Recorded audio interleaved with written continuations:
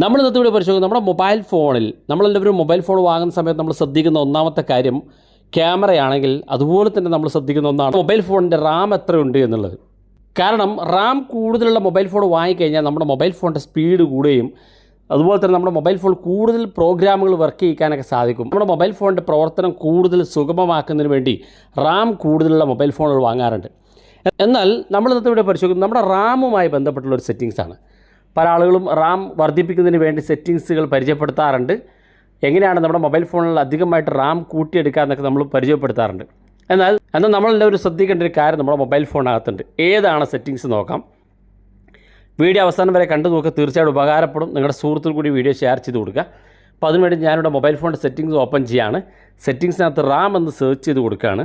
താഴെ ഭാഗത്തേക്ക് വരുമ്പോൾ നിങ്ങൾക്ക് കാണാൻ സാധിക്കും റാം എക്സ്പെൻഷൻ എന്നൊരു ഓപ്ഷൻ കാണും. അത് ക്ലിക്ക് ചെയ്ത് കൊടുക്കുക. ക്ലിക്ക് ചെയ്യുമ്പോൾ നിങ്ങളുടെ മൊബൈൽ ഫോണിൽ ഇത് എനേബിൾ ആയിരിക്കും. ഇപ്പോൾ നിങ്ങൾക്ക് കാണാൻ സാധിക്കും 4 GB റാമും 6 GB റാമും 8 GB റാമും. അപ്പോൾ നമ്മൾ മൊബൈൽ ഫോൺ വാങ്ങുന്ന സമയത്ത് നമുക്ക് ചിലപ്പോൾ 6 GB റാം ആയിരിക്കും ഇവിടെ കാണാൻ സാധിക്കുക.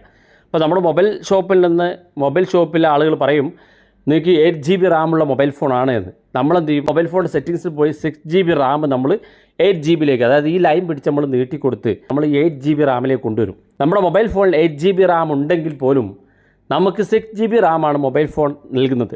പിന്നെ നമ്മൾ 8 GB റാമിലേക്ക് മാറ്റുമ്പോൾ നമ്മുടെ മൊബൈൽ ഫോൺ ഒരുപാട് പ്രശ്നങ്ങൾ വരും.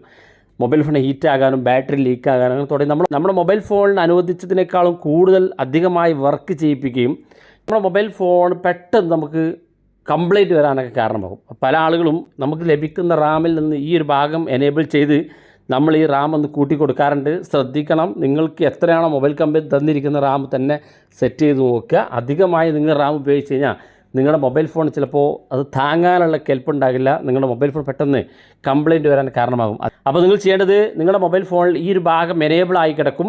എനേബിൾ ആണെങ്കിൽ ഇത് ഡിസേബിൾ ചെയ്ത് കൊടുക്കുക. ഡിസേബിൾ ചെയ്ത് കൊടുത്താൽ നിങ്ങളുടെ മൊബൈൽ ഫോണിൽ അധികമായിട്ടുള്ള റാം, അതായത് നിങ്ങൾ കൂട്ടിയെടുക്കുന്ന റാം നിങ്ങൾക്ക് ലഭിക്കാതെ വരികയും നിങ്ങളുടെ മൊബൈൽ ഫോൺ നിലവിൽ ഉപയോഗിക്കുന്ന അതേ സ്പീഡിൽ തന്നെ നല്ല കൃത്യമായിട്ട് ഉപയോഗിക്കാൻ സാധിക്കുകയും ചെയ്യും. അതുകൊണ്ട് വീഡിയോ ഇഷ്ടപ്പെട്ടെങ്കിൽ നിങ്ങളുടെ സുഹൃത്തുക്കൾക്ക് മറക്കാതെ ഷെയർ ചെയ്ത് കൊടുക്കുക. ഇതുപോലുള്ള വ്യത്യസ്തമായ അറിവുകളുമായി നമുക്ക് അടുത്ത വീഡിയോയിൽ കാണാം.